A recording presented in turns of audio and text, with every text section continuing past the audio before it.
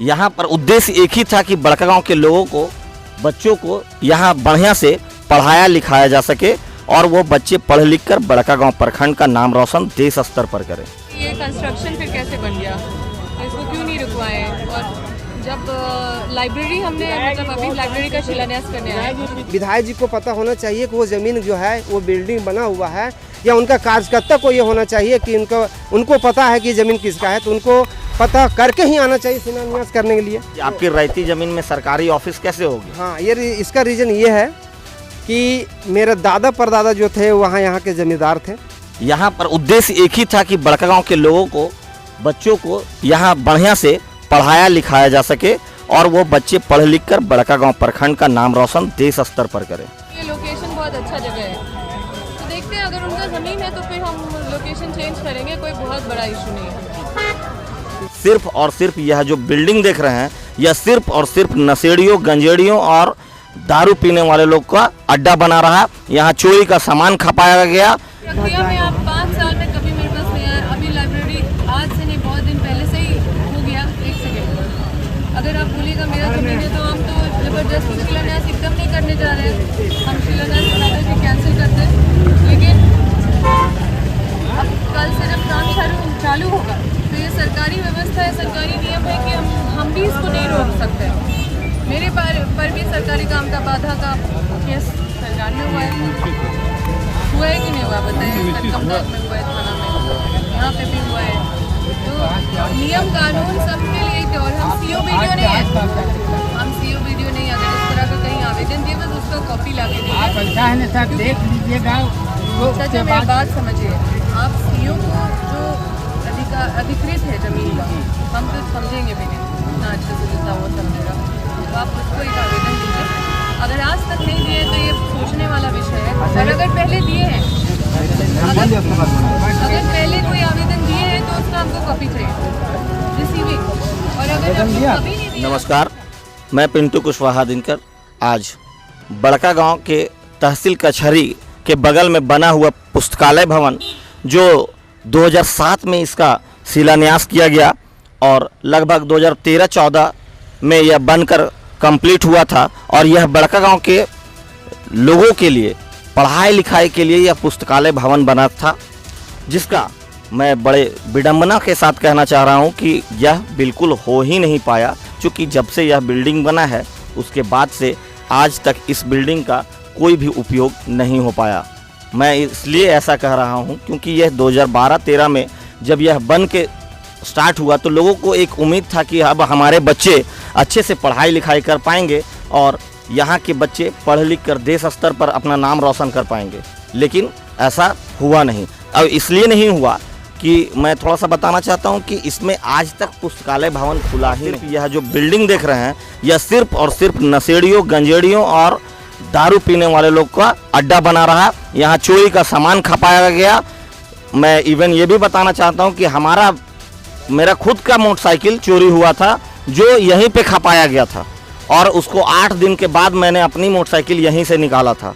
और यहाँ पे सिर्फ और सिर्फ गंजेड़ियों, भंगेड़ियों का, दारूबाजों का अड्डा है और इसमें कुछ नहीं हुआ है। और बता दूं कि 2 दिन पहले यहाँ पर बड़कागांव विधायक सुश्री अंबा प्रसाद अपने DMFT फंड से इस जर्जर भवन को मरम्मती के लिए शिलान्यास के लिए आई थी, परंतु वह बड़ा दुख के साथ कहना पड़ रहा है कि वह बिना शिलान्यास किए हुए वह बैरंग लौट गई। चूँकि कारण ही कुछ ऐसा था कि यहाँ के कुछ रैयत हैं जिनका कहना है कि ये ज़मीन उनकी पर्सनल निजी ज़मीन है, जिसका उनके पास कागजात भी है और वह सारे डॉक्यूमेंट्स भी वो दिखा रहे हैं। उनका कहना है कि हमको CO साहब ही सारा कुछ दिए हैं, रसीद कटा हुआ है, और इसीलिए उन लोगों ने बड़कागांव विधायक अंबा प्रसाद का यह जो शिलान्यास कार्यक्रम था उसे रोक दिया और विधायक अंबा प्रसाद बैरंग इस शिलान्यास को किए बिना वह लौटना पड़ा। अब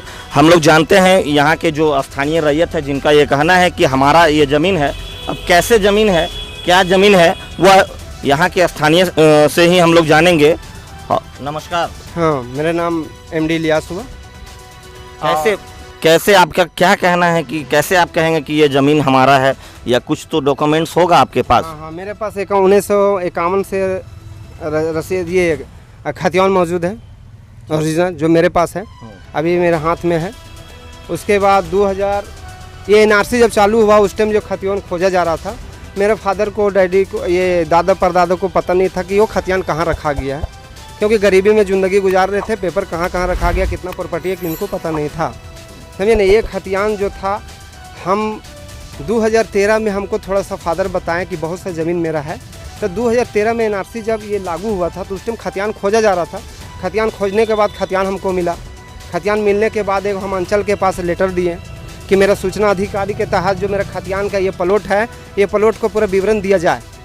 तो 2013 में देने के बाद जो है 21/6/2017 को हमको जवाब मिला लेटर के साथ। उस लेटर में जो है लेटर दिखा देंगे, लेटर दिखा देंगे। उस लेटर में के बाद जो है से 18/3/2020 को हमने ऑनलाइन रसीद कटवाएं, ठीक है। 7/7/2021 को ऑनलाइन रसीद कटवाने के बाद जो है मेरा पंजीयन 2 का पाया छाया प्रति हमको मिला। 10/7/2021 को छाया प्रति पाने के बाद जो है 1961 से 7/7/2021 टू 22 टू 23 और 8/7/2024 तक ऑनलाइन रसीद मेरे पास मौजूद है। अब मेरे पास ओरिजिनल खतियान है, ऑनलाइन रसीद है, सूचना अधिकारी के तहत लेटर है ना। तो ज़मीन के लिए और क्या बचा, जब ऑलरेडी सब कुछ है तो ज़मीन मेरा है ना। तो इस बात को लेकर कभी भी आप किसी से अंचल अधिकारी या किन्हीं अन्य बड़े अधिकारियों से मिले हैं? हाँ, अंचल अधिकारी से मिले सर, तभी तो रसीद कटा मेरा। अगर नहीं मिलते तो रसीद कहाँ से कटता? कर्मचारी से नहीं मिलते, अगर खतियान नहीं देते तो रसीद कहाँ से आते? ये इस प्लॉट, ये ज़मीन का खाता, प्लॉट और कितना रकबा है, ये आप एक बार हमें बता देंगे।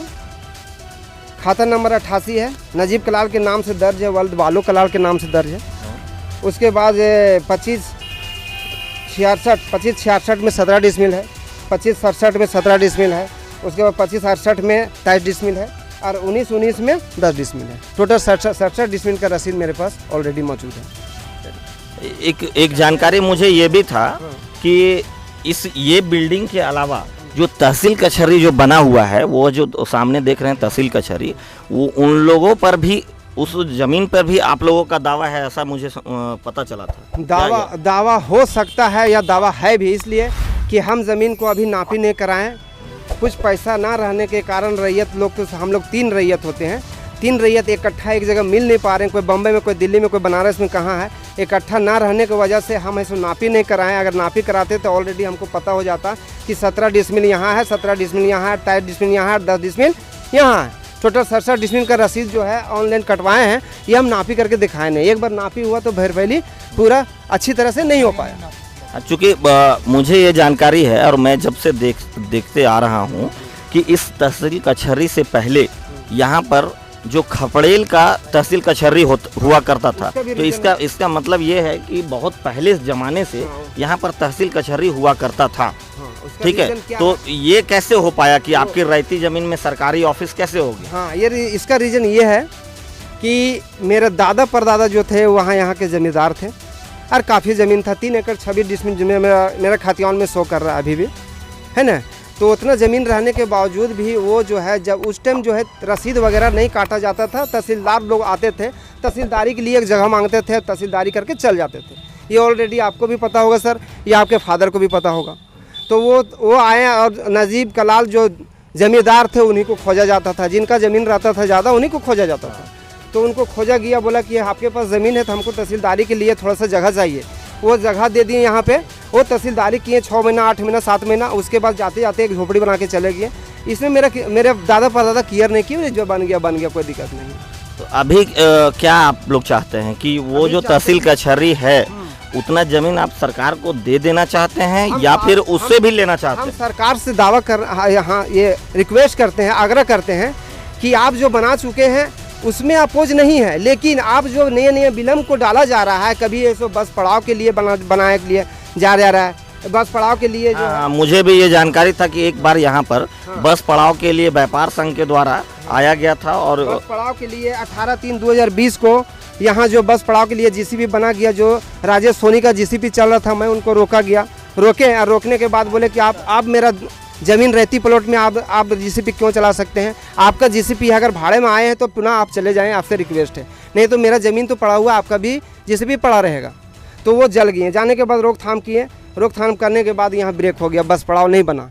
और उस कुछ दिनों के बाद ये है से 14/8/2024 को जो है तो शिलान्यास की बात हुई। और जब बात हुई तो ये विधायक जी को पता होना चाहिए कि वो ज़मीन जो है वो बिल्डिंग बना हुआ है, या उनका कार्यकर्ता को ये होना चाहिए कि उनको पता है कि ज़मीन किसका है, तो उनको पता करके ही आना चाहिए शिलान्यास करने के लिए। अगर शिलान्यास का है बहुत अच्छी बात है। यहाँ आने के बाद जो है मेरा रैयत रोका, मैं तो नहीं था, मेरा रैयत लोग रोका, फादर रोके, भाई लोग रोके। रोकने के बाद उनको सारा डॉक्यूमेंट्स दिखाया गया। वो सारा डॉक्यूमेंट देखने के बाद अच्छा शिक्षित पढ़ी लिखी 15 साल से 5 साल से है, तो वो देखने के बाद पुनः से वापस चली गई। मैं उनसे शुक्रगुजार हूँ। क्योंकि यह जो है बड़कागांव के युवाओं के भविष्य की बात हो रही थी। अगर यहाँ पे पुस्तकालय बन जाता, यहाँ पुस्तकालय चालू हो जाता, तो आपके भी बच्चे यहाँ से पढ़ाई करते, हमारे भी बच्चे और भी बड़कागांव के लोग के बच्चे यहाँ पे पढ़ाई करते। तो इसमें कहीं ऐसा ना मार्केट में ये चर्चा हो कि आपने इस पढ़ाई के मंदिर को क्या किया, विघ्न कर दिया। इस पर क्या कहें? पढ़ाई के मंदिर को मैं विघ्न या ये अपोज में नहीं हूँ। अभी मेरा कहना है ये 2013 में ये भवन बना। भवन किस लिए बनाया जाता है? घर क्यों लोग बनाता है? रहने के लिए। जब ये भवन बनाया गया पुस्तकालय के लिए, तो 2013 से लेके अभी 2024 तक कितना साल हुआ, बीच में आप इसको जोड़ लीजिए। उस साल से ये भवन क्यों नहीं बना, पुस्तकालय भवन बन के? और यहाँ पुस्तक क्यों नहीं है? लोग क्यों बच्चे नहीं पढ़ने के लिए आ रहे हैं? क्या कमजोरी है? सरकार समझे ना। अब मेरे ज़मीन में बनाया गया तो मेरे पास डॉक्यूमेंट्स है, मैं तो बोलूँगा ना।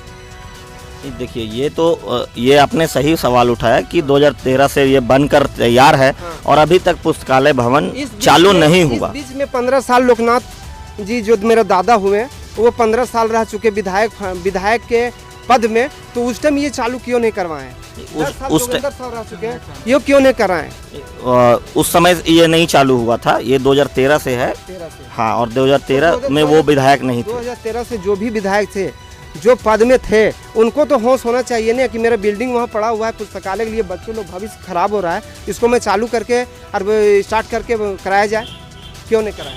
हाँ, ये तो बड़ी सवाल है। अब इसकी जवाब तो स्थानीय जो भी जनप्रतिनिधि हैं वर्तमान में वही दे सकेंगे।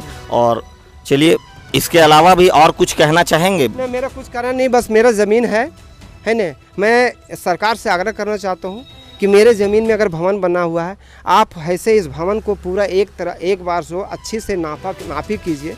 नापी करने के बाद अगर ये भवन मेरे ज़मीन में आता है तो उसके लिए मैं सवाल खड़ा करूँगा थोड़ा सा, फिर भी कंप्रोमाइज़ होगी, क्योंकि भवन ये पुस्तकालय के लिए बना गया। चलिए, तो देखें आपने कि यहाँ के जो स्थानीय रैयत थे, उन्होंने बताया किस तरीके से कि उनकी यह ज़मीन है सभी उनके दादा परदादाओं के नाम पर रजिस्टर्ड है।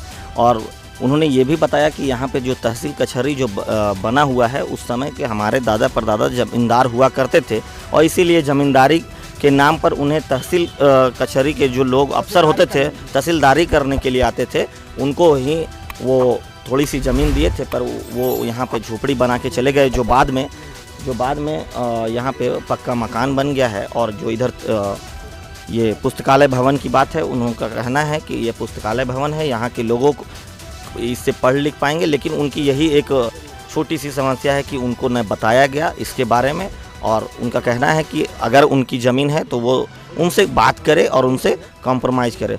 अब देखना बड़ा दिलचस्प होगा कि आगे क्या यह जो भवन बना हुआ है पुस्तकालय भवन, वो क्या उद्घाटन हो पाएगा, क्या यहाँ के बच्चे पढ़ लिख पाएंगे या नहीं, या ऐसे ही यह भवन जो 2012-13 से बना हुआ है वह ऐसे ही जर्जर पड़ा हुआ रहेगा। क्योंकि अभी 12-14 सालों से यह ऐसे ही पड़ा हुआ है, जुआड़ियों नशेड़ियों का अड्डा बना हुआ है। और आगे देखना होगा कि कब तक ये नशेड़ियों जुआड़ियों का अड्डा बना रहेगा। देखिए, यहाँ पे तो ऑलरेडी एक सरकारी कंस्ट्रक्शन बना हुआ है, तो इनका कहना है कि ये इनका ज़मीन है। तो हमने उनको बोला कि ये कंस्ट्रक्शन फिर कैसे बन गया, इसको क्यों नहीं रुकवाए। और जब लाइब्रेरी हमने मतलब अभी लाइब्रेरी का शिलान्यास करने आए, तो लाइब्रेरी का शिलान्यास जब करने आए तो अभी यहाँ पे बता रहे हैं कि इनका भी ज़मीन पड़ता है। तो क्योंकि एक भी आदमी का अगर सच में ज़मीन पड़ता है तो प्रथम दृष्टि में तो हमको विश्वास करना पड़ेगा उनका बात पे। हम किसी को नुकसान पहुंचा के या किसी का तकलीफ दे के हम कोई काम नहीं करना चाहते क्षेत्र में। और लाइब्रेरी यहाँ के कहीं और भी हम लोग शिफ्ट कर सकते हैं जगह, लेकिन अगर उनका ज़मीन का नहीं पड़ता है तो फिर तो काम तो शुरू होगा ही, क्योंकि टेंडर प्रक्रिया ये सब सारा प्रक्रिया होने के बाद टेंडर होता है। तो ये ज़मीन तो एक मतलब डीडीसी के माध्यम से ज़मीन का चयन हुआ है, तो हमने खुद फ़ोन से संपर्क करके उनको भेजा था यहाँ पे चयन करने के लिए। तो स्पेशली लाइब्रेरी कहाँ बनना चाहिए उसके लिए स्पेशली डीडीसी मैडम को हम भेजे थे, तो उन्होंने ये जगह चयन किया था क्योंकि ये लोकेशन बहुत अच्छा जगह है। तो देखते हैं, अगर उनका ज़मीन है तो फिर हम लोकेशन चेंज करेंगे, कोई बहुत बड़ा इशू नहीं है।